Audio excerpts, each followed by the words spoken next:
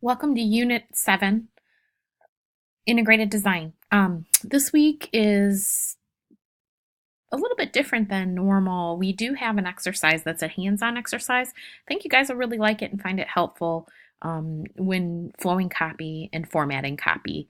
And you'll be surprised to know how effective you're able to work and save time.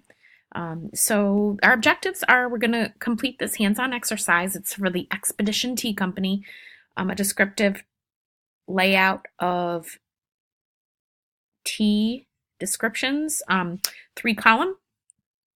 I'm going to have you read an article on personal branding from Forbes, talk about that in a forum, and then you're going to continue with the development of your design for Project 2, the self-branding booklet. So if you have questions, let me know. I'm going to also upload a separate video. This is your overview video, but I'm going to have a video located for you right here that's along with the Unit 7 exercise, which is this T layout. It's going to be a step-by-step. It's not going to be an entire step-by-step, but just to get you started on this so that you're aware of how you create paragraph and character styles and to get a nice workflow going for this exercise. So there'll be a video within this area under Complete for Unit 7 shortly.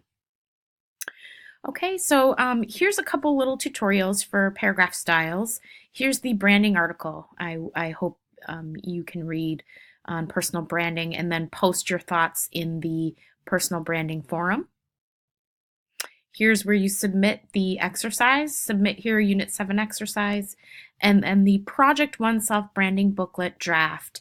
There's a few more weeks left for this project, but you should really have a good flow going on it. You should have really decided upon your colors, your textures, your layout.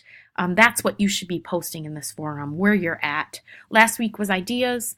This unit's about really where you're headed with it. Maybe your categories are listed. You tell people what categories are going to be included in this booklet. So post that within the forum and then respond to people as necessary. And I will see you in next week's virtual video.